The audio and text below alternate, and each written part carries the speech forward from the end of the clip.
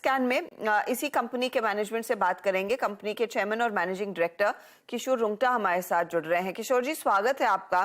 Fertiliser शहरों में काफी हलचल देखने को मिली एंड एक्चुअली ये एक्टिविटी जैसे जैसे मॉनसून करीब आता है वैसे पिकअप भी होती है, लेकिन ये साल एक थोड़ा सा एक्स्ट्रा ऑर्डिनरी साल रहेगा। एल नीनो का डर है। इनफैक्ट मॉनसून शुरू होने के साथ ही वो बिपरजॉय साइक्लोन आ रहा है, तो उससे भी मॉनसून की चाल पर इम्पैक्ट आया है। रफली आप इन सिचुएशंस को कैसे फैक्टर इन कर रहे हैं? आपकी भी मॉनिटरिंग होती होगी, डिमांड पर क्या कुछ इम्पैक्ट आ सकता है? हाँ, ये हमने देखा है, इसका थोड़ा इम्पैक्ट आया है, लेकिन इतना नहीं है जितना इम्पैक्ट सेंट्रल इंडिया में और नॉर्थर्न इंडिया में रहेगा, क्योंकि मोस्टली ऑपरेट कर रहे हैं सदर्न इंडिया में। और सदर्न इंडिया में जो मानसून का जो डिले है वो ऑलमोस्ट 10 से 15-12 दिन का डिले चल रहा है। केरला में ऑलरेडी मानसून आ चुका है और कर्नाटका में 18 तक आ जाएगा। तो जहां तक सदर्न इंडिया का डिमांड का सवाल है, हमको ज्यादा इसमें कोई डरने की कोई बात लग नहीं रही है। डिमांड जो लास्ट ईयर खरीफ में था वो इस साल भी रहेगा। तो इस साल लेकिन क्या क्योंकि मेट डिपार्टमेंट ने कहा है कि जैसे हम सेकेंड फेज की तरफ बढ़ेंगे वो एल नीनो का ज्यादा इम्पैक्ट आ सकता है। वो क्या एक फैक्टर है जो आप लोग इस समय कंसिडर कर रहे हैं? और उस लिहाज से आई एम श्योर हिस्टोरिकली अगर आप हमें बता सके, पिछली बारी इस तरह के एनवायरनमेंट में एल नीनो वाले पीरियड में क्या डिमांड की सिचुएशन थी और उसमें कितना चेंज आएगा या फिर वैसे की वैसे रहेगा, अगर आप कंपेयर कर सके हिस्टोरिकली हमारे लिए? जैसा मैंने आपसे बताया, क्योंकि हम लोग सदर्न इंडिया में ऑपरेट करते हैं, तो यहाँ पे इसका इम्पैक्ट इतना ज्यादा फील नहीं हो रहा है जितना इम्पैक्ट आपको सेंट्रल इंडिया और नॉर्थर्न इंडिया में मिलेगा। तो अब अगर आप आईएमडी की रिपोर्ट भी देखेंगे तो क्योंकि वहाँ पे कोई कोई जगह में काफी रेनफॉल ज्यादा रहेगा और किसी जगह में रेनफॉल थोड़ा कम रहेगा, तो इम्पैक्ट वहां आने वाला है। और जहां तक सदर्न इंडिया का सवाल है, यहाँ पे जो मानसून डिले हुआ है 7-8 दिन का, वो नॉर्मल है। लास्ट ईयर भी आप देखेंगे तो मानसून डिले था 20 दिन का। तो हमारे को ज्यादा हमारे प्रोडक्ट में हमको कोई ज्यादा इसमें चिंता की बात नहीं है। ओके, तो लेकिन रफली पिछले साल की तुलना में डिमांड वैसी ही है या ज्यादा है? नहीं, मोर और लेस सेम उतना ही है। Overall is the same. Fair enough. आपकी फिर इन्वेंट्री लेवल्स कैसे हैं? क्या उसमें कुछ फेरबदल करने की आपको जरूरत पड़ेगी या फिर अगर उसे आप क्वांटिफाई करके बता सके कि कितनी इन्वेंट्री आपके हाथ में है at this point in time? हमारी जो कंपनी की पॉलिसी है, जहां तक हम जो प्रोडक्शन करते हैं वो हम कोशिश करते हैं कि मैक्सिमम माल हमारा फील्ड में चले जाए। और आज के दिन में आप देखेंगे तो हमारे प्लांट में 10,000 टन से कम का प्रोडक्शन इन्वेंट्री है, जो कि मुश्किल से 2 या 3 दिन का प्रोडक्शन होता है। जो फील्ड में जो इन्वेंट्री है, जो करीबन 1,50,000 टन के आसपास फील्ड में जो इन्वेंट्री है, और वो काफी पूरे 5 स्टेट में फैला हुआ है। तो ये हम उम्मीद कर रहे हैं कि अभी जो जून में जो मानसून चालू हो गया है, और June is the peak time, June and July, तो आप देखेंगे जुलाई एंड तक हमारा जो इन्वेंट्री लेवल है वो काफी हद तक ऑलमोस्ट जीरो के आसपास पहुंच जाएगा। Fair enough. तो जो भी आप माल प्रोड्यूस कर रहे हैं वो खप जाएगा, तो ऑन हैंड ज्यादा इन्वेंट्री रहेगी नहीं, which is a good sign.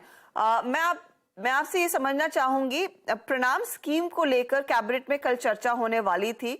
वो मामला आई एम नॉट श्योर चर्चा में आया या फिर उस पर डिसीजन नहीं हो पाया। इस स्कीम का क्या इम्पैक्ट लार्जली इंडस्ट्री पर आने वाला है? क्योंकि जहां तक मैं समझ रही हूँ, and correct me if I am wrong, basically एक बैलेंस यूज ऑफ फर्टिलाइजर पर फोकस किया जा रहा है, बायो फर्टिलाइजर और ऑर्गेनिक फर्टिलाइजर पर सरकार ये कोशिश कर रही है। सरकार ये भी चाहती है कि जो सब्सिडी बर्डन है केमिकल फर्टिलाइजर पर वो आगे चलकर कुछ कम हो, उनके भी बैलेंस शीट कुछ बेहतर होगी। अब फैक्ट का कितना एक्सपोजर है केमिकल फर्टिलाइजर में? बायो फर्टिलाइजर को लेकर आपके क्या प्लान्स है? क्योंकि वहीं पर अगर पुश सरकार का आ रहा है तो how are you bracing yourself for the same? देखिए मैडम, इसमें ऐसा है कि सरकार का फोकस तो पहले से भी था कि ऑर्गेनिक फर्टिलाइजर और बायो फर्टिलाइजर को प्रमोट किया जाए, वो तो ऑलरेडी था। लेकिन अभी सरकार चाह रही है कि जो गांव के लेवल है, तालुका के लेवल है, डिस्ट्रिक्ट लेवल है, वहां पे इन ऑर्गेनिक का और बायो का फर्टिलाइजर का प्रोडक्शन हो और वहां के जो लोकल फार्मर्स है उनको माल मिले, क्योंकि इसका वॉल्यूम बहुत कम है। जो केमिकल फर्टिलाइजर का रिक्वायरमेंट है ऑलमोस्ट 600 लाख मेट्रिक टन है साल का। तो इसमें अगर आप देखेंगे बायो का और ऑर्गेनिक का, तो it will be hardly 5%। 5% is also very very big figure as of now. तो गवर्नमेंट का जो स्कीम है पीएम प्रणाम, उसमें यह है कि जो भी स्टेट केमिकल फर्टिलाइजर में सेविंग करेगा यूज में, उसका जो सब्सिडी में जो बचत होगा उसका 50% सब्सिडी स्टेट गवर्नमेंट को दे दिया जाएगा, ताकि वो बायो को और ऑर्गेनिक को प्रमोट करे। और उसके लिए जो 50% सब्सिडी जो स्टेट गवर्नमेंट को जाएगा, उसमें से 70% इंफ्रास्ट्रक्चर क्रिएट करने के लिए, उसका प्रोडक्शन फैसिलिटी बनाने के लिए, और 30% उसको मार्केट डेवलप करने के लिए दिया जाएगा। तो ये अभी गवर्नमेंट की ये स्कीम गवर्नमेंट की स्कीम ये बन रही है। जी, तो आपका बायो फर्टिलाइजर में फिर कितना एक्सपोजर है, अगर आप मुझे ये बता सके? देखिए, अभी हम सिटी कॉम्पोस्ट से ऑर्गेनिक फर्टिलाइजर बनवा रहे हैं, वो अभी हमारा एनुअल जो हम बेच रहे हैं वो खाली 20,000 टन है। आप देखेंगे मेरा जो टोटल हम जो माल बेचते हैं वो है 11 लाख मेट्रिक टन, और 11 लाख मेट्रिक टन में खाली जो ऑर्गेनिक का है वो है 20,000 मेट्रिक टन। तो it's a very very small quantity. फिर ये स्कीम तो आप लोगों पर भारी पड़ सकती है, क्योंकि आपका बाकी पूरा 80% से ज्यादा production is chemical fertiliser. How will you offset it? Madam, that as I told you, आप मेरे 11 लाख टन का जो हमारा जो प्रोडक्शन है उसमें खाली 20,000 टन खाली माल है ऑर्गेनिक। तो आप देखेंगे तो इट इज हार्डली 2%। इसमें ज्यादा कोई फर्क पड़ने वाला नहीं है। नहीं सर, सरकार, मैं यही समझना चाह रही हूँ, सरकार चाहती है ऑर्गेनिक फर्टिलाइजर का इस्तेमाल ज्यादा हो, करेक्ट? यस। आपका 11 लाख टन में सिर्फ 2% ऑर्गेनिक है, बाकी जो है वो केमिकल बेस्ड है। पूरा केमिकल बेस्ड है, राइट? करेक्ट। तो पहले जो सब्सिडी मिलती थी वो शायद कम होगी इधर।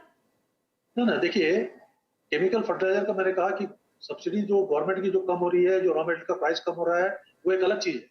लेकिन ऑर्गेनिक और बायो आने से जो सब्सिडी, जो हमारे जो कंजम्पशन कम होगा, आप जो बोल रहे हैं, उसमें हम बता रहे हैं कि जो मार्केट का साइज इतना बड़ा है उसमें ये ज्यादा इम्पैक्ट करेगा नहीं। उसको इम्पैक्ट करने के लिए कम से कम 4-5 साल का टाइम लगेगा। तो इमीडिएट 3-4 साल ऐसा कोई थ्रेट है नहीं किसी भी कंपनी को। तो थ्रेट नहीं है, ठीक है, फेयर इनफ। मेरे को यही समझना था। सर, आपके Q4 नंबर्स अभी तक शेयर नहीं किए गए हैं, ये कब तक आ सकते हैं? Before you mean to say up to December, you mean to say March, your January, February, fourth March? quarter, yeah. Fourth quarter, I think we have already declared it. Have you? Okay, because the last update I had that you had not declared.